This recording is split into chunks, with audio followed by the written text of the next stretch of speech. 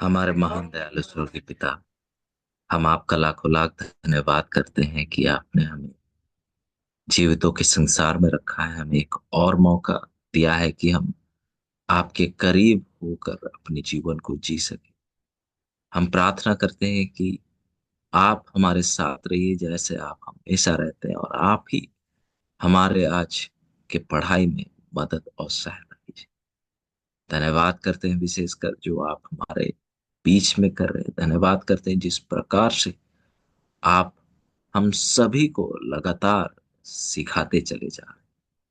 प्रार्थना करना चाहते हैं कि कोई मनुष्य नहीं बल्कि केवल आपका पवित्र आत्मा हमें सिखाए, हमें बताए, और हमें हर एक उन सच्चाइयों को जो कठिन है हमारे लिए समझने के लिए उन्हें सरल करता चले जाए।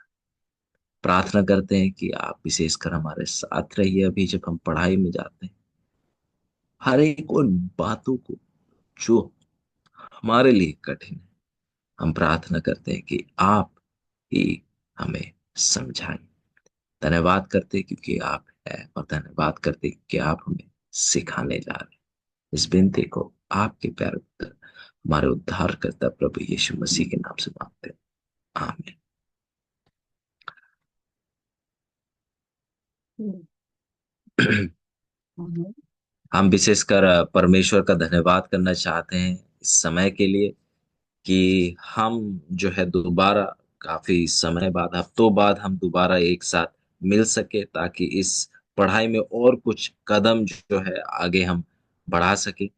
और उम्मीद करता हूं कि आप सब बिल्कुल ठीक है, आपके परिवार ठीक है, और आप जो है हर एक दिन जो है परमेश्वर में बढ़ते चले जा रहे हैं, क्योंकि वो बहुत ज्यादा जरूरी है। और ये भी उम्मीद करता हूँ कि आपके जो पड़ोसी है वो भी आपके द्वारा जो है सच्चाइयों को हर एक दिन कुछ नया सीखते चले जा रहे हैं, क्योंकि हमें जो है दूसरों को भी जो है जो हमारे इर्द गिर्द रहते हैं उनको जो है वचन का सच्चाई बताना बहुत ज्यादा जरूरी है। तो मैं आप सबका आज की पढ़ाई में स्वागत करना चाहता हूँ, और मैं आप सबका धन्यवाद करता हूँ कि आप सभी हर एक दिन समय पर जुड़ते हैं, क्योंकि आप जो है वचन के भूखे और प्यासे हैं, और प्रार्थना करते हैं कि आपका जो ये भूख है, प्यास है वचन के लिए, कभी ना खत्म हो, पर हर एक दिन जो है जैसे दिन बढ़ते जाते हैं वो आपका भूख और प्यास जो है वचन के लिए बढ़ता चला जाए। आइए जो है आज से कुछ कदमों को बढ़ाएंगे, और उन कदमों के साथ जो है हमारे जो है दानियल का पढ़ाई को भी समाप्ति में लाएंगे। तो मैं चाहूंगा आइए मेरे साथ चले दानियल की किताब में, और हम शुरुआत करेंगे दानियल उसके 11 का 30 से। हमने दानियल 11 का 30 की पढ़ाई की। हम 31 में आज ज्यादा से ज्यादा समय बिताने वाले हैं, क्योंकि वहां पर कुछ गहरी सच्चाई है जहां हम अधिक समय आज हम बिताने वाले हैं। तो आइए हम दानियल 11 का 30 को पढ़ते हैं। यहाँ इस प्रकार लिखता है, क्योंकि कीतियों के जहाज उसके विरुद्ध आएंगे, और वह उदास होकर लौटेगा, और पवित्र वाचा पर चिढ़कर अपनी इच्छा पूरी करेगा। वह लौट लौट कर पवित्र वाचा के तोड़ने वालों की सुधि लेगा। और हम जैसे कि पढ़ाई कर रहे थे हमने देखा कि ये जो कीतियों के जहाज है, हम देखते हैं कि ये उन लोगों की जिक्र कर रहा है अ, जो कि मेडिटेरियन जो है उस उसके तट, और जो जो भूमंडल है, जो आप देखते हैं कि उसके तट है, और जो तटभूमि है वहाँ के जो तटभूमि के हैं, तो वो जो है वो भाग होते हैं जमीन के, जो कि पानी के बिल्कुल करीब होते हैं। और आप टापुए कहते हैं जो कि बिल्कुल चारों ओर से जो है पानी से घिरे होते हैं।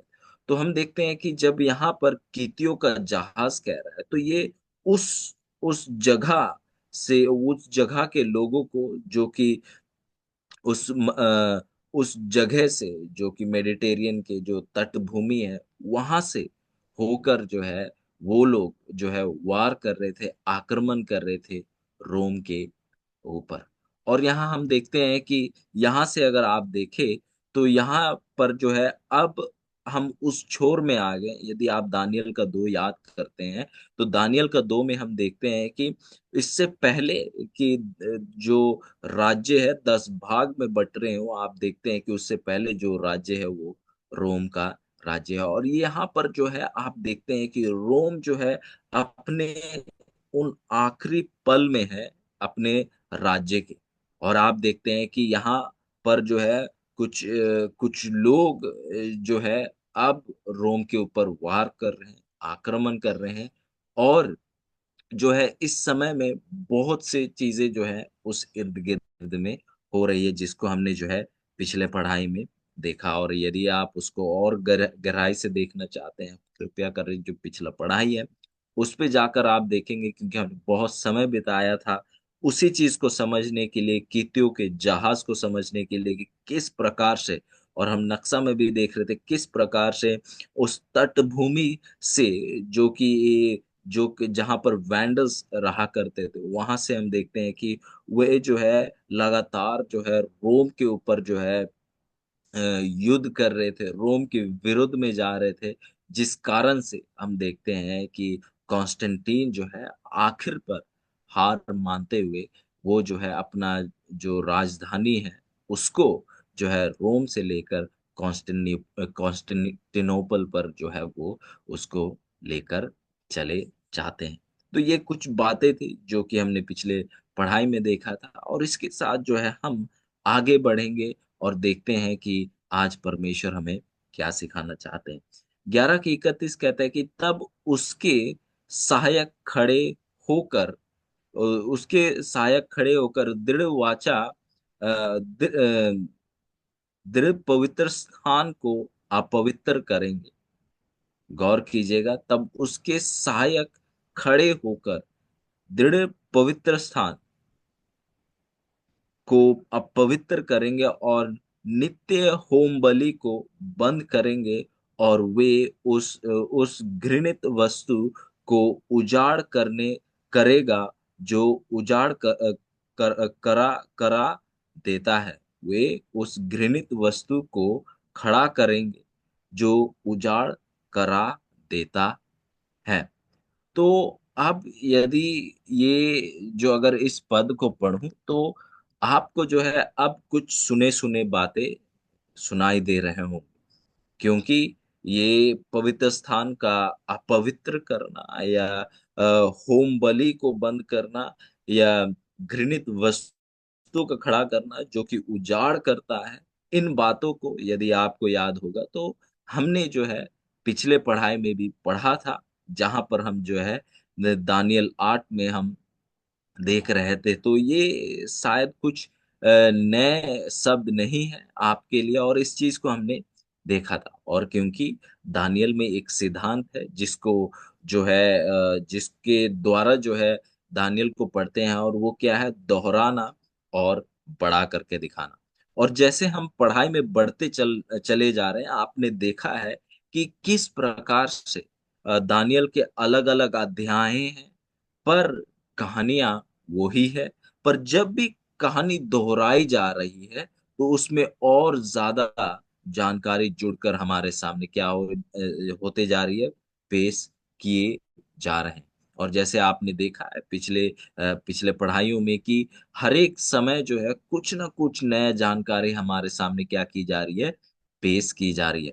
यहाँ दानियल 11 के 31 में कोई नई कहानी हमारे सामने नहीं रखी जा रही है, पर उन्हीं बातों को हमारे सामने रखा जा रहा है जिन बातों को जो है हम पढ़ते चले जा रहे हैं। पर यहाँ पर हम देखेंगे कि और कुछ सच्चाइयों को हमारे सामने पेश किया जा रहा है।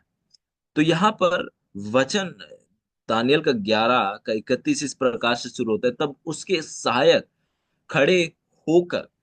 तो हम यहाँ अब गौर करने की जरूरत है कि यहाँ पर हमारे सामने एक बहुत जो है खास जानकारी हमारे सामने पेश की जा रही है।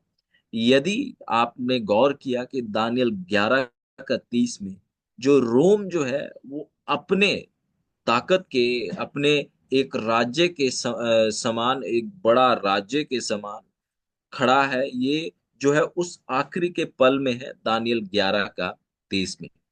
और यदि आप देखेंगे कि दानियल 11 का 31 से जब आप देखें तो आप देखेंगे कि बल्कि दानियल 11 का 30 से दानियल 11 का 30 के जो आखिरी भाग है, वहां से जो है आप देखते हैं अब जो है उस कैथोलिक रोम, पेपल रोम जो है उसकी अब जो है शुरुआत, उसका जो है अब जो है शुरुआत को हम अब देख रहे हैं।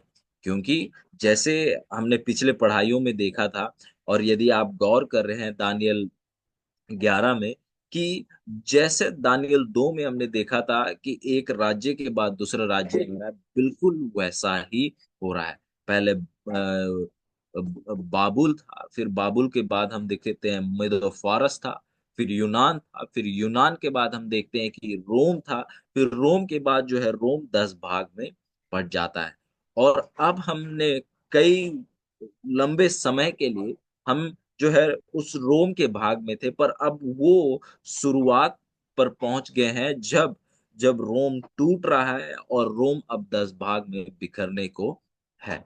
और आप देखते हैं कि ये 10 भाग का बिखरना जो है जब उन पर आक्रमण हो रहा था, जो जो तटभूमियों से आप देखते हैं, जैसे हम दानियल 11 का 30 में पढ़ रहे थे, किस प्रकार से जो है ये जो है नौसेना का युद्ध था, जिसमें जो है जहाजों से, पानी के जहाजों से के द्वारा जो है, जो जो लोग रोम में आक्रमण कर रहे थे पानी के जहाजों के द्वारा, पानी के रास्ते वो जो है रोम में प्रवेश कर रहे थे, जिसके कारण जो है रोम को, कॉन्स्टेंटीन को जो है अपना राजधानी का भी स्थानांतरण करना पड़ा, जगह को बदलना पड़ा।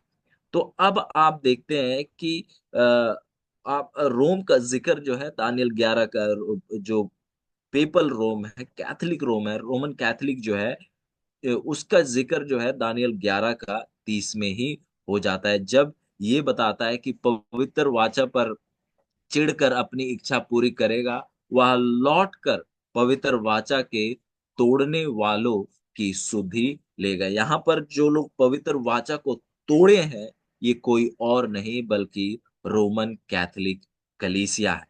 और इनके साथ ही ये जो रोम के जो सम्राट थे, रोम के जो एम्परर्स थे, वे लोग जो है रोमन कैथोलिक कलीसिया, क्योंकि इसने जो है उस पवित्र वाचा, मतलब वो सच्चाई से जो दूर हुआ, उनके साथ क्या किया, उनके साथ सुधि ली, उनसे विचार किया, उनके साथ वहां पर यहाँ जुड़े। क्योंकि आप देखते हैं यहाँ पर आप सबसे पहला जिक्र देख रहे हैं दानियल 11 का 30 में, कि रोम जो कि एक कलीसिया है, वो जो है क्या है, एक राजनीतिक ताकत के साथ जुड़ रही है। रोमन कैथोलिक जो, वो क्या है, एक धार्मिक ताकत है। पर यहाँ पर आप देखते हैं कि धार्मिक ताकत उस राजनीतिक ताकत के साथ क्या हो रहा है, जुड़ रहा है। और यदि आप इतिहास में देखें, जब भी एक धार्मिक ताकत एक राजनीतिक ताकत के साथ जुड़ता है, तो केवल जो है लोगों की मृत्यु, और केवल मृत्यु ही नजर आती है। और जैसे हम आगे पढ़ेंगे, आप उस चीज को, उस सच्चाई को आप देखेंगे। तो यहाँ पर हम देख रहे हैं कि दानियल 11 का 30 में जो है अब कैथोलिक रोम का, जो पेपल रोम है, उसका जिक्र जो है हम दानियल 11 का 30 के आखिरी भाग में हम देखते हैं। फिर आप देखते हैं कि दानियल 11 का 31 में कहता है कि तब उसके सहायक खड़े होकर, अब आप गौर कीजिएगा यहाँ पर जो है सहायक शब्द का इस्तेमाल किया गया, और यदि अंग्रेजी में आप देखें, जो शब्द है उसके लिए इस्तेमाल किया गया है आर्म्स, जिसका मतलब अगर हम दूसरे शब्दों में देखें तो जो सेना, या कहेंगे कि जो आर्मी आप कह सकते हैं, सेना जो है यहाँ हिंदी में सहायक अनुवाद किया गया है। पर यदि आप देखें अंग्रेजी में जो शब्द है, जिसका मतलब होगा सेना, मतलब एक ताकत होगी जो कि जो पेपल रोम है, कैथोलिक रोम है, उसका मदद और सहायता करेगी। क्योंकि हम देखते हैं कि जब रोम के साथ, जब यहाँ पर जैसे कैथोलिक रोम, जैसे दानियल 11 का 30 बताता है कि कैथोलिक रोम के साथ क्या की, शुद्धि की। और यहाँ पर जो है पवित्र वाचा को जिन्होंने तोड़ा है, वो कोई और नहीं बल्कि वो रोमन कैथोलिक कलीसिया है। तो जब रोमन कैथोलिक कलीसिया ने अपना हाथ जब रोम के साथ मिलाया, बुतप्रस्त रोम के साथ मिलाया, तो उस समय जो है कैथोलिक रोम को जो है उनका मदद, जो कि सेना का मदद जो है उनको प्राप्त हुआ। क्योंकि जैसे हम पढ़ रहे हैं कि क्या रोमन कैथोलिक जो कलीसिया है वो क्या है, एक राजनीतिक ताकत नहीं है पर एक धार्मिक ताकत है। पर जब उसने राजनीतिक ताकत के साथ हाथ मिलाया तो जो राजनीतिक ताकत था उनकी ताकत जो है अब जो है कैथोलिक रोम का ताकत बन जाता है। और अब जो है कैथोलिक रोम जो है मदद को प्राप्त कर रही है बुतप्रस्त रोम के द्वारा। और आप देखेंगे कि यहाँ पर जैसे दानियल 11 का 30, उसको बार बार मैं जिक्र कर रहा हूँ कि उस समय जो है आप देखते हैं कि कैथोलिक रोम और जो है बुतप्रस्त रोम जो है इनका एक मिलाप मिलन हुआ। और यदि आप देखें 496 496 ईस्वी में, या यदि आप कहें कि 496 ईस्वी से पहले, 496 ईस्वी से पहले देखे तो जितने भी लोग थे, जितने भी लोग थे रोम में, सब जो है बुत प्रस्ती में थे। मतलब उस समय से पहले जो है लोग जो है बुत प्रस्ती में ही चल रहे थे। क्योंकि हम देखते हैं कि रोम में जो है ईसाई धर्म जो है कब आया, जब कॉन्स्टेंटीन जो है, कॉन्स्टेंटीन जब नाम के लिए, अपने राजनीतिक उन्नति और भलाई के लिए जब वो क्या बना, ईसाई बना, जो कि 312 ईस्वी में हुआ। आप देखते हैं कि उसके ईसाई बनने के लिए, क्योंकि वो सबसे पहला रोमी था जो ईसाई बना, जिसके बाद जो है रोम का धीरे धीरे करके जो है रोम का बुतप्रस्त रोम का जो है धर्म जो है बुतप्रस्ती से हम देखते हैं कि ईसाई धर्म में हो जाता है। फिर आप देखते हैं कि फिर भी भले जो है ईसाई धर्म जो है रोम में आ चुकी थी, फिर भी जो है बहुत लोग बुत प्रस्ती में थे, और बुत प्रस्ती को ही वो लोग उसकी ही पूजा और आराधना करते थे। कहेंगे कि मूर्ति पूजा में थे और अपने अलग अलग तौर तरीके में से वो लोग जी रहे थे, भले जो है ईसाई धर्म रोम में आ चुकी थी। और आप देखते हैं कि 496 ईस्वी में क्लोविस, जो कि फ्रांस के राजा थे, गौर कीजिएगा, क्लोविस जो थे 496 ईस्वी में, जो कि फ्रांस के राजा थे, वो जो है वो रोमन कैथोलिक बन जाते हैं। 496 ईस्वी में क्लोविस जो है, जो कि फ्रांस के राजा थे, वो रोमन कैथोलिक बन जाते हैं। और जब वो रोमन कैथोलिक बन जाते हैं तो वे जो है पोप को, या बिशप को आप कह लीजिए, उसे जो है सबसे बड़ा ईसाई जो कलीसिया है, चर्च है, उसका सबसे बड़ा अधिकारी के तौर से वो देखने लगे। और वे ये भी मानते थे और कहते थे कि जो पोप है वो परमेश्वर के जगह पर है इस पृथ्वी पर। तो आप देखते हैं कि यहाँ पर ये जो क्लोविस जो है एक राजनीतिक ताकत है।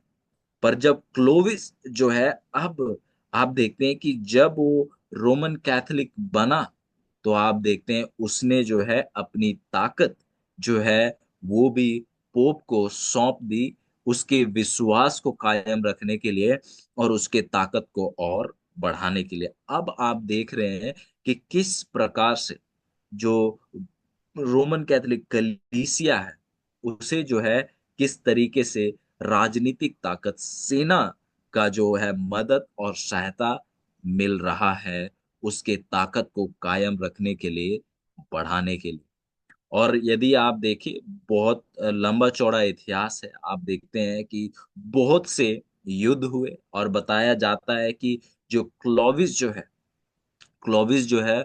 बहुत से राज्यों को जो है उसने जो है रोमन कैथोलिक के भाग में करा, रोमन कैथोलिक के ताकत में करा।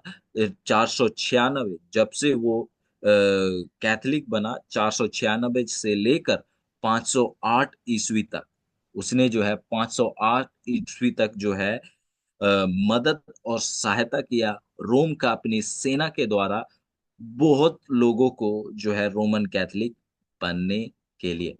कुछ लोगों को समझौता के द्वारा, कुछ लोगों को युद्ध के द्वारा, कुछ लोगों को अलग अलग संगठन के द्वारा, बहुत से ऐसे जो है चाल चली गई क्लोविस के द्वारा, ताकि वे भी लोग जो है, वो भी जो है रोमन कैथोलिक जो एक जो उस समय का प्रसिद्ध, कहेंगे कि जब रोमन कैथोलिक जब आया, जब उन्होंने जो है वो पवित्र वाचा से हटकर जो है वे जो है उठ खड़े हुए, और क्लोविस जो है जब वो रोमन कैथोलिक बना, तो उसकी यही कोशिश थी कि और बाकी लोग भी जो है उसके साथ जुड़े, और उस धर्म का वो लोग भी क्या करें, उसको भी अपने राज्य का धर्म बनाए। और अलग अलग तौर तरीका जो है इसके लिए क्या किया गया, इस्तेमाल किया गया। किसी के साथ दोस्ती का वाचा बांधा गया, किसी के साथ कुछ तौर से संगठन किया, किसी को जो मान नहीं रहे थे उनके ऊपर जो है सेना के द्वारा चढ़ाई किया गया। और इस प्रकार से बहुत से लोग जो है, क्लोविस जब रोमन कैथोलिक बना, उसके बाद बहुत से लोग जो है उस समय में कैथोलिक धर्म में उनका धर्म परिवर्तन किया गया। बुत प्रस्ती से आप देखते हैं कि ईसाई धर्म में लोग जो है डर के वजह से या कोई और दूसरे कारण से जो है वो आने लगे। फिर आगे बताता है कि दृढ़ पवित्र स्थान को अपवित्र करेगा। और हम देखते हैं कि ये जो बात है पवित्र स्थान का अपवित्र होना, ये जो है हमने इस चीज को जो है पहले भी देखा। और हम जैसे जिक्र कर रहे थे कि जब भी जो है धार्मिक धार्मिक ताकत जब भी जो है दुनिया के ताकत के साथ हाथ मिलाती है, उसके साथ जुड़ती है, तो वो जो है पवित्र को हमेशा अपवित्र करता है। और आप देखते हैं कि जो रोम है, रोम जो है पूरी तरीके से, पहले जो है रोम का जो धर्म यदि आप देखें, रोम का पहला धर्म क्या था, बुत प्रस्ती था, मूर्ति पूजा था। अनेक देवी और देवता को जो है रोम क्या किया करता था, उपासना करता था। पर अब जब कॉन्स्टेंटीन ईसाई बना, उसके बाद आप देखते हैं कि रोम जो है अब जो है एक तरफ से सबसे बड़ा धर्म जो है रोम का जो है कैथोलिक जो विश्वास है, वो अब कैथोलिक का विश्वास जो है रोम का जो है धर्म बन जाता है। और हम देखते हैं कि कई लोगों को हम देखते हैं कि अलग तौर तरीके से जो है उन्हें क्या किया गया, ईसाई बनाया गया। और यदि आप देखें, जैसे हम जिक्र कर रहे थे कि 496 से लेकर 508 ईस्वी तक क्लोविस ने अपनी सेना की ताकत को इस्तेमाल किया, ताकि बुतप्रस्त लोगों को जो है कैथोलिक विश्वास में क्या कर सके, ला सके। और अलग अलग तौर तरीके से उन्होंने क्या किया, इस्तेमाल किया। और बहुत लोगों ने जो है अपना बुत प्रस्ती को त्याग दिया, और जो है वो कैथोलिक विश्वास को कहें या ईसाई विश्वास को उन्होंने ग्रहण किया, पर केवल नाम के लिए। आप देखते हैं कि उन्होंने जो है बुत प्रस्ती को छोड़ा, क्योंकि यदि उन्होंने बुत प्रस्ती को छोड़ा तो ईसाई धर्म को समझते हुए नहीं छोड़ा, पर उन्होंने जो है डर कर छोड़ा, क्योंकि उनके ऊपर जो है यदि वे नहीं मानते तो उनके ऊपर जो है चढ़ाई की जाती, उनके ऊपर जो है आक्रमण किया जाता सेनाओं के द्वारा। तो इन्होंने जो है इन कारणों से आप देखते हैं कि डर कर आप देखते हैं कि उन्होंने जो है ईसाई धर्म को क्या कर लिया, उन्होंने कबूल लिया। जो कैथोलिक विश्वास है उसे उन्होंने क्या कर लिया, उन्होंने उसको अपना राज्य का भी, अपने अलग अलग राज्यों का भी धर्म घोषित कर लिया। और बताया जाता है कि 508 ईस्वी में जो है आखिरी बुत प्रस्त जो कहेंगे राज्य था, उसको जो है क्लोविस जो है उसको जो है कैथोलिक विश्वास में परिवर्तन करने में वो कामयाब होता है। जिसके बाद आप देखते हैं कि हाँ भले अब जो है बुत परस्ती की खत्म हो गई थी कहने को, पर आप देखते हैं कि बुत परस्ती जो है इस ईसाई ईसाई धर्म या कहें आप कैथोलिक विश्वास के नाम पर जो है अब भी वो जो है रोम में कायम था। क्योंकि भले वो कह रहे थे कि वो यीशु मसीह पर विश्वास करने वाले लोग हैं, पर आप देखते हैं कि उनका विश्वास जो है पवित्र विश्वास नहीं था। वे जो है वचन के अनुसार अपने कलीसिया को नहीं चला रहे थे, पर वे जो है अपने समझ-बूझ, अपने सिद्धांत के अनुसार जो है वो कलीसिया को क्या कर रहे थे, आगे बढ़ा रहे थे और चला रहे थे। फिर वचन आगे कहती है कि और नित्य होम बलि को बंद करेंगे और वे उस घृणित वस्तु को खड़ा करेंगे जो उजाड़ करा देता है। तो यहाँ पर आप देखते हैं कि ये जो है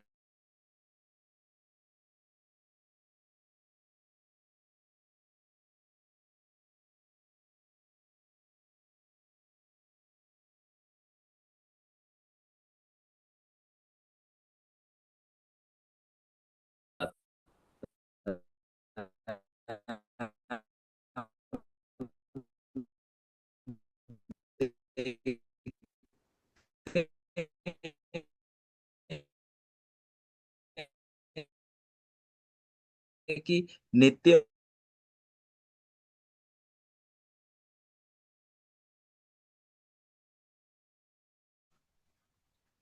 ऑलराइट। उम्मीद करता हूँ आप मुझे सुन पा रहे हैं। तो हम यहाँ देखते हैं कि यहाँ पर नित्य होम बलि का जो है आप जिक्र यहाँ पर सुनते हैं।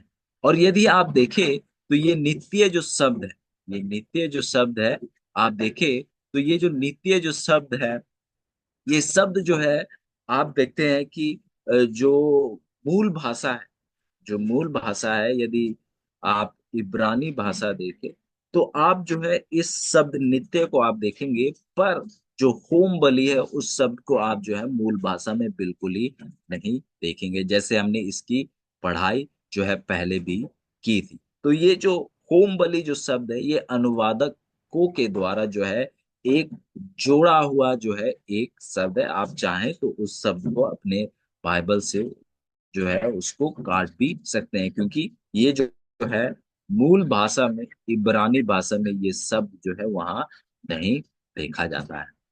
और यदि आप देखें जो ये शब्द है यहाँ पर जो है नित्य जो है 5 बार आप देखते हैं कि बाइबल में जो है उसका जिक्र किया जाता है। मतलब कहेंगे एक एक पवित्र स्थान के साथ जुड़ता हुआ जो है जब नित्य का इस्तेमाल किया जाता है, हर एक वो शब्द नित्य जो है आप देखते हैं कि वे जो है आपको दानियल की पुस्तक में ही मिलते हैं। उदाहरण के लिए आप ले लीजिए दानियल 8 का 11, वहां पर भी जो है उस नित्य नित्य का आप देखते हैं कि जिक्र को आप वहां देखते हैं। फिर दानियल 8 का 12 में भी उसका जिक्र आप देखते हैं नित्य। फिर आप दानियल 8 का 13 में भी देखेंगे, फिर दानियल 11 का 31, और फिर दानियल 12 का आप देखते हैं 11 में भी जो है इस शब्द नित्य को आप देखते हैं।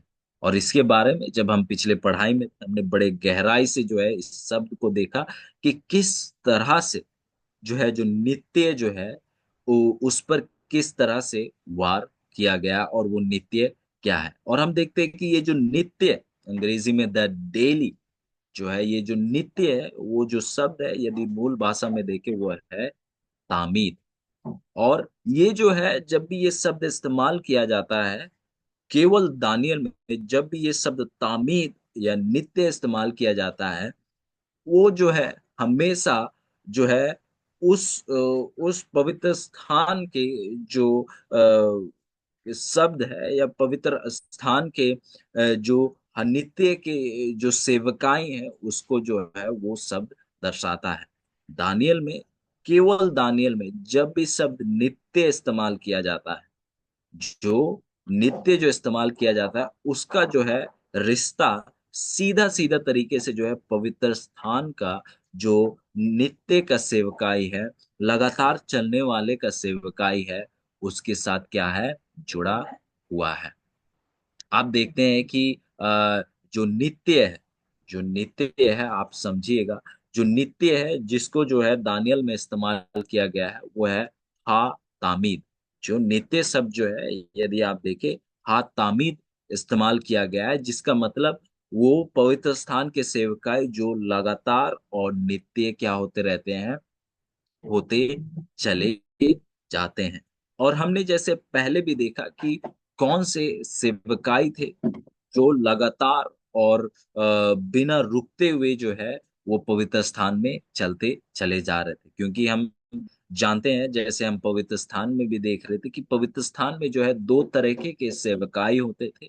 पहले जो है हर रोज के सेवकाई, जो कि हर प्रत्येक दिन होता था, जिसमें जो है आंगन का सेवकाई और पवित्र स्थान का सेवकाई क्या था, उसमें शामिल था। यदि आप देखें सालाना सालाना सेवकाई, जिसमें साल में ही केवल एक बार होता था, वो केवल जो है प्रायश्चित का दिन था, जब जो है महायाजक जो है महापवित्र स्थान में प्रवेश करते हैं। तो जब वचन कहता है कि नित्य सेवकाई, तो वाकई में जो चीजें जो है आंगन में हो रही हैं और पवित्र स्थान में क्या हो रही हैं, उनका जो है यहाँ पर जिक्र किया जाता है। और इस विषय को यदि आप और गहराई से खासकर इस शब्द नित्य को और देखना चाहते हैं, तो आपको जो है पिछले पढ़ाई, जो कि हम दानियल की पढ़ाई कर रहे थे, उस समय जो है हमने इस शब्द नित्य को और करीबी से और गहरे रूप से देखा था। तो अभी के लिए यदि आप चाहें तो ये नित्य जो है, जब दानियल में खासकर जब नित्य शब्द का इस्तेमाल हो रहा है, जो नित्य जो है इस्तेमाल किया जा रहा है, वो जो है उसका रिश्ता केवल दानियल में, जब भी शब्द नित्य आप सुन रहे हैं, क्योंकि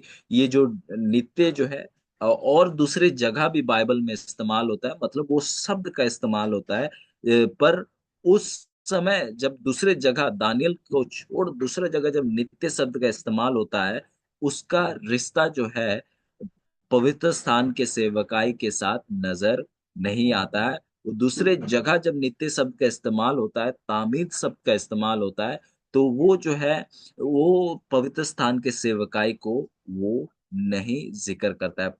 केवल दानियल में ही जब शब्द नित्य का इस्तेमाल होता है, तामीद का इस्तेमाल होता है, तो उसका जो है वो जो है पवित्र स्थान के सेवकाई के, जो कि लगातार होते होने वाले सेवकाई का क्या करता है, वो जिक्र करता है।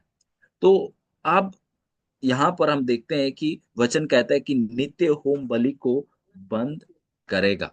तो हम जैसे देखें कि जो होम बलि शब्द है, वो जो है अनुवादकों के द्वारा जोड़ा हुआ शब्द है, तो उस शब्द को आप भूल जाइए। तो यहाँ यदि आप पढ़े तो यूं होगा कि और नित्य को बंद करेगा। तो अब इसके साथ हमारे पास ये सवाल आता है कि क्या, या ये कह सकते हैं कि किस प्रकार से जो है रोमन कैथोलिक कलीसिया जो है, किस प्रकार से रोमन कैथोलिक कलीसिया ने जो है नित्य को जो है बंद किया, किस प्रकार से नित्य के ऊपर जो है रोमन कैथोलिक कलीसिया का एक वार रहा, उसके ऊपर आक्रमण किया। और हमें जो है एक और सवाल पूछने की जरूरत है कि जब रोमन कैथोलिक कलीसिया आया, तो उस समय क्या ऐसे सेवकाई हो रहे थे, ये जो बलि होता था, क्या ऐसे सेवकाई जो है हो रहे थे कि नहीं। और जैसे यदि आपको याद होगा, जब हम पढ़ाई कर रहे थे उस 2300 वर्ष के भविष्यवाणी की, हम देख रहे थे कि 70 ईस्वी में जो है यरूशलेम का मंदिर का क्या हो गया, नाश हो गया। और आप देखते हैं कि 70 ईस्वी के बाद जो है वो मंदिर जो है उसको दोबारा बनाया भी नहीं गया। और यीशु मसीह को जब क्रूस पर चढ़ाया गया, तो पर्दा जो है दो भाग में बटा, जो कि इस बात का ऐलान था कि अब जो है ये जो पवित्र स्थान का जो सेवकाई है इस पृथ्वी में जो बना है, उसका क्या हो गया है, अंत हो गया। मतलब जब रोमन कैथोलिक कलीसिया जब बढ़कर आ रही थी, हम देखते हैं कि तब कोई जो है मंदिर नहीं था जहां पर जो है आंगन की सेवकाई होती थी और पवित्र स्थान की सेवकाई होती थी। तो हमें जो है इसे जो है आत्मिक स्तर पर समझना बहुत ज्यादा जरूरी होगा, क्योंकि आप जानते हैं और मैं जानता हूं कि ये जो भी आंगन का सेवकाई था और जो पवित्र स्थान का सेवकाई था, पवित्र स्थान में जो सेवकाई था, उनका जो है एक, आप कहेंगे उनका जो है एक आत्मिक एक आत्मिक सच्चाई भी हमारे सामने पे है। तो हम देखना चाहेंगे कि किस प्रकार से जो है इस सच्चाई पर किस प्रकार से जो है रोमन कैथोलिक कलीसिया ने जो पवित्र स्थान के उस सच्चाइयों पर किस तरीके से वार किया था। आत्मिक सच्चाई जो हम पवित्र स्थान के अलग अलग सेवकाई से जो आत्मिक सीख हम प्राप्त करते हैं, उस उन पर किस प्रकार से जो है रोमन कैथोलिक का वार रहा, उसको हम देखना चाहेंगे। क्योंकि जब रोमन कैथोलिक कलीसिया जब बढ़ रहा था, जब वो उठकर खड़ा हुआ, या आप कहें कि जब वो राजनीतिक ताकत भी बना, धार्मिक ताकत के साथ साथ, तो उस समय हम देखते हैं कि कोई मंदिर पे कोई ऐसी सेवकाई नहीं हो रही थी, क्योंकि 70 ईस्वी में ही जो है यरूशलेम मंदिर जो है उसको ढा दिया गया था, और जो है उसका जो है एक तरफ से कहेंगे उसका कोई भी अब महत्व नहीं रहा। तो आइए हम थोड़ा सा पवित्र स्थान में देखेंगे, और पवित्र स्थान में क्या क्या चीजें हैं उनको हम देखना चाहेंगे। हम देखते हैं सबसे पहला जो है वेदी है, जहां पर क्या की जा रही है, बलि दी जा रही है। सबसे पहला जो है क्या है, वेदी है। उसके बाद दूसरा जो हम देखते हैं वो है क्या है, हौदी है, जहां पर जो है याजक जो है अक्सर जो है अपने हाथों को, या जहां भी उनको धोने की जरूरत थी उनको धोया करते थे, इससे पहले कि वो पवित्र स्थान में क्या करे, प्रवेश करे। फिर हम देखते हैं यदि इसके बाद अब जब पवित्र स्थान में जो है वो जो तंबू है उसमें अगर आप प्रवेश करें, तो तंबू दो भाग में बटे हुए थे, पवित्र स्थान और महापवित्र स्थान। जब आप पवित्र स्थान में आते हैं तो आप देखते हैं कि वहां पर एक मेज पड़ी हुई है, एक टेबल है जिसके ऊपर रोटी रखी हुई है। फिर आप देखते हैं एक धूप वेदी है, जो कि बिल्कुल पवित्र स्थान और महापवित्र स्थान के बीच में पर्दा है, उसके बिल्कुल सामने है, बीच में है। फिर उसके आप उसके थोड़ा किनार में देखेंगे, यहाँ पर जो है मेज पर पड़ी हुई रोटी है। यहाँ पर आप देखते हैं जो धूप वेदी है। फिर यहाँ आप देखेंगे कि वो दीवट है, जो कहेंगे कि कैंडल स्टिक अंग्रेजी में कहा जाता है, उसको आप पाएंगे। फिर आप देखते हैं कि वाचा का संदूक जो है, जो कि महापवित्र स्थान में आपको नजर आता है। तो ये जो है वो जो है पवित्र स्थान की ये कुछ वो वस्तुएं हैं जो आपको नजर आती है, और यहाँ पर अलग अलग सेवकाई हो रही थी, पर हम देखते हैं कि इनका एक आत्मिक सच्चाई, एक आत्मिक सीख हमारे सामने जो है पेश की जा रही थी।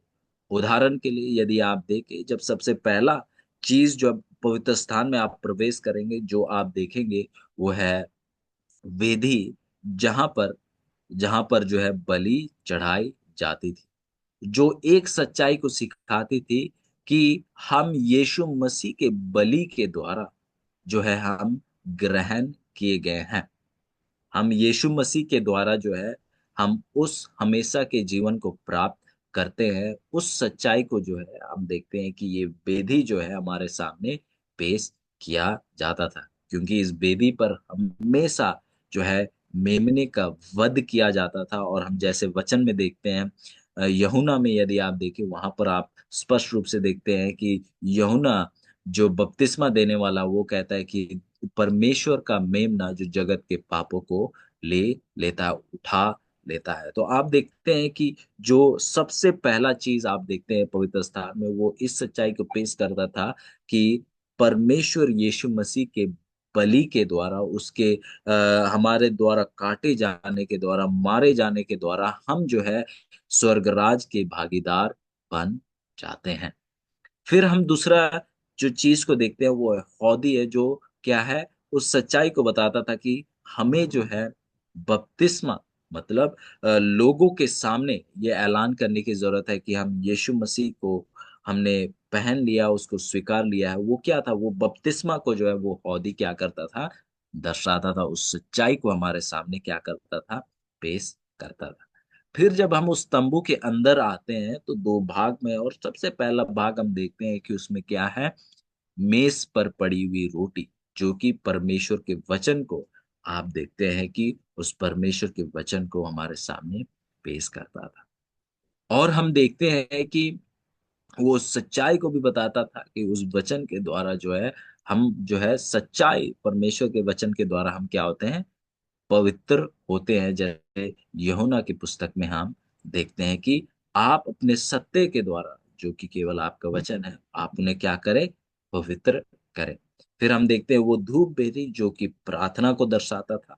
और फिर जो आप देखते हैं दीवट देखते हैं, कैंडल स्टिक देखते हैं, वो जो है उस सेवकाई को, वचन के सच्चाई को प्रकाशित करो, उस सच्चाई को दर्शाता था। और फिर यदि आप अंदर पवित्र महापवित्र स्थान में जाए तो वहां पर आपको क्या मिलता था, आपको वहां पर व्यवस्था मिलता था, 10 आज्ञा आपको नजर आता था। और हम देखें, यदि आप देखें तो एक एक सच्चाई को जो है, हम देखते हैं कि रोमन कैथोलिक कलीसिया ने जो है, उसने क्या किया, उस पर आक्रमण किया, एक वार किया। यदि आप सबसे पहला चीज जो कि आपको पवित्र स्थान में दिखता है वो है, क्या है, वेदी, जहां पर जो है बलि दी जाती थी। और वहां पर ये सच्चाई था कि हम यीशु मसीह में क्या है, यीशु मसीह के उस कुर्बानी के द्वारा जो है हम क्या है, ग्रहण किए जाते हैं। हम जो है यीशु मसीह की कुर्बानी के द्वारा क्या किए जाते हैं, ग्रहण किए जाते हैं। पर रोमन कैथोलिक कलीसिया ने जो है को झूठी सीख सिखाई कि यदि आप जो है कलीसिया का जो है तौर तरीका को, कलीसिया का जो बातें हैं, यदि आप उन्हें नहीं करेंगे तो आपको क्या है, आपको क्षमा नहीं मिलेगी, और आप जो है स्वर्गराज के भागीदार नहीं होंगे। आपको जो है बहुत ही यज्ञ करने पड़ेंगे, आपको बहुत प्रयाश्चित करने पड़ेंगे, आपको बहुत सी चीजें करने पड़ेंगे। और यदि आप ऐसा नहीं करते हैं तो आप जो है परमेश्वर के राज्य के भागीदार नहीं हो सकते हैं। यदि आप परमेश्वर के राज्य के भागीदार होना चाहते हैं तो आपको जो है एक रकम भी अदा करना पड़ेगा, आपको जो है चंदा जो है कलीसिया को क्या करना पड़ेगा, देना पड़ेगा। ऐसी सच्चाई जो है, ऐसी झूठी सीख जो है, आप देखेंगे कि रोमन कैथोलिक कलीसिया जो है सिखाने लगी। हम यीशु मसीह के द्वारा बचाए जाते हैं, उस सच्चाई को जो है वो छुपाते हुए कहते हैं कि यदि आप बचना चाहते हैं तो आपको जो है कलीसिया के बातों को मानना होगा, उनके जरूरतों को पूरा करना होगा। यदि आप ऐसा नहीं करते हैं तो आप परमेश्वर के राज्य से क्या है, वंचित हो जाएंगे। और इन झूठी सच्चाइयों को वो सिखाने लगे। फिर हम देखते हैं, जब हम अगला कदम बढ़ाते हैं तो हम देखते हैं उस हौदी तक हम पहुंच जाते हैं। और वो हौदी जो है किसको दर्शाता है, उस बपतिस्मा के सच्चाई को क्या करता है, हमारे सामने पेश करता है। और हम देखते हैं कि रोमन कैथोलिक कलीसिया जो है वो उस बाइबल के सच्चे बपतिस्मा को हटाकर उन्होंने क्या किया, छिड़काव के द्वारा जो है, छिड़काव के द्वारा जो है उस बपतिस्मा को वो क्या करने लगे। और वे ये सीख सिखाने लगे कि आपको जो है पापों का क्षमा मांगना, खुद ही की मृत्यु होना, वो आपका जरूरी नहीं है। और ऐसे झूठे सीख जो है वो क्या करने लगे, वो सिखाने लगे। और कोशिश करेंगे, एक पढ़ाई है, कोशिश करेंगे कि उसको हम जो है ऑनलाइन जो है अपलोड करने की कोशिश करेंगे, जो आपको जो है उन सच्चाइयों को दिखाएगा, जब ये सच्चाई जो खो गए थे उनका जो है किस प्रकार से जो है दोबारा से जो है लोगों के सामने पेश हो रहा था। तो यहाँ हम देखते हैं कि जो बाइबल की सच्चाई है वो धीरे धीरे में करके जो है धूल पर, जो है मिट्टी पर, आप देखिए आप मिलाया जा रहा था। उस बपतिस्मा सच्चाई जो कि पूर्ण रूप से डूब कर होना चाहिए, हम देखते हैं कि उस पर भी क्या है, वार है। और वो वार जो है केवल बपतिस्मा पर नहीं है, पर जो सच्चाई जो बपतिस्मा के साथ जुड़ी हुई है, उस सच्चाई पर भी एक आक्रमण और एक वार है, क्योंकि जब हम बपतिस्मा की पढ़ाई कर रहे थे हम देख रहे थे कि बपतिस्मा किस प्रकार से यीशु मसीह की मृत्यु और जी उठने को और नया जीवन को जो है वो दर्शाता था। और हम देखते हैं कि वो सच्चाई, जो सुसमाचार का सच्चाई है, जो बपतिस्मा हमारे सामने दर्शाता है, उस चीज पर भी वो क्या है, हम देखते हैं कि वो छिड़काव से जब बपतिस्मा कर रहे थे तो उस सच्चाई पर भी एक वार था। फिर हम देखते हैं कि अब अब जब उस तंबू के अंदर आएंगे, आपको जो है उस तंबू में क्या नजर आता है, वो जो मेज पर पड़ी हुई रोटी जो कि परमेश्वर के वचन को क्या करता है, दर्शाता है। और आप देखते हैं कि जो रोमन कैथोलिक कलीसिया जो है, आप इस चीज को पढ़ चुके हैं और आप भी जानते हैं कि उनका जो है कुछ सच्चाइयों पर, वचन के सच्चाइयों पर क्या था, एक वार था और आक्रमण। यहाँ तक कि लोगों को जो है वचन पढ़ने की अनुमति बिल्कुल ही नहीं थी। और जो है जो भी वचन के बातें थे उनको जो है उनके बारे में लोगों को बताना, वो केवल जो है याजकों का जो है एक काम था, और उसके अलावा और कोई दूसरा नहीं कर सकता है। यदि किसी के पास बाइबल था तो उन्हें जो है 8 दिन के अंदर जो है उन्हें जो है वहाँ का जो सबसे करीबी जो बिशप था, कह सकते हैं आप, याजक था, उसको आपको 8 दिन के अंदर जो है आपको अपने बाइबल को सौंपना है। और यदि आप उस 8 दिन में यदि आप बाइबल नहीं सौंपते हैं तो आपको कलीसिया से बाहर कर देंगे। और यदि आप 8 दिन के अंदर अगर बाइबल को सौंप देते हैं तो वो उस बाइबल को ऐसे जो है वो जला देंगे। तो हम देखते हैं कि किस प्रकार से जो है सच्चाई पर, वचन पर भी हम देखते हैं कि उन्होंने उसको भी दबाने का, उस पर भी वार करने की कोशिश की। हम देखते हैं फिर धूप बेरी जो कि प्रार्थना को दर्शाता है। पर हम देखते हैं कि अब जो है रोमन कैथोलिक कलीसिया जो है उन्होंने वो कन्फेशनल बूथ कहा जाता है या बॉक्स कह सकते हैं, जिसमें जो है उन्होंने जो है एक भाग बनाया होता है, एक भाग में आप रहेंगे और दूसरे भाग में जो है याजक रहेगा, जो कि ये दावा करता था कि वो आपके जो है पापों को क्षमा करने के योग्य है, वो परमेश्वर के स्थान पर है। और यहाँ पर जो है वो ये सीख भी सिखाते थे कि आप जो है, क्योंकि आप पापी है और आप सीधे तरीके से जो है पिता तक नहीं पहुंच सकते थे, वो ही एक रास्ता है जो है कि आप पिता तक जो है पहुंच सकते थे। पर जब हम वचन में देखते हैं, वचन हमें स्पष्ट रूप से बताती है कि हम जो है यीशु मसीह के द्वारा जो है हम सीधे तरीके से पिता तक जो है प्रार्थना में पहुंच सकते हैं। पर हम देखते हैं कि जो रोमन कैथोलिक कलीसिया है वो झूठी सीख सिखाने लगी कि जो है आप क्योंकि पापी है और आप सीधे तरीके से जो है पिता तक नहीं पहुंच सकते हैं। फिर हम देखते हैं कि उस दीवट को देखते हैं जो कि गवाही को, सेवकाई को दर्शाता था। और हम देखते हैं कि उस पर भी जो है किस प्रकार से जो है वार किया गया था। जो लोग सच्चाई को पेश कर रहे थे उन लोगों को जो है मारा गया और काटा गया। और हम देखते हैं उस अंधकार के युग के समय में कितने लोगों को जो है मौत के घाट क्या कर दिया गया, चढ़ा दिया गया। फिर यदि आप महापवित्र स्थान में आए, वहां पर आप देखते हैं कि वाचा का संदूक, उस पे जो है आप देखते हैं कि वहां से जो है न्याय होता था। और हम देखते हैं कि रोमन कैथोलिक कलीसिया ये सिखाने लगी कि जो जो पोप है जो पोप है वो ही आप देखते हैं कि आपके पापों को क्षमा कर सकता है, वो आपको जो है न्याय दे सकता है। और वो ये भी सिखाने लगे कि जो साबत है, हम देखते हैं कि महापवित्र स्थान में आपको वाचा दिखता है, उन्होंने जो है साबत की उस सच्चाई पर भी क्या किया, वार किया, जो कि एक बहुत बड़ा सच्चाई था।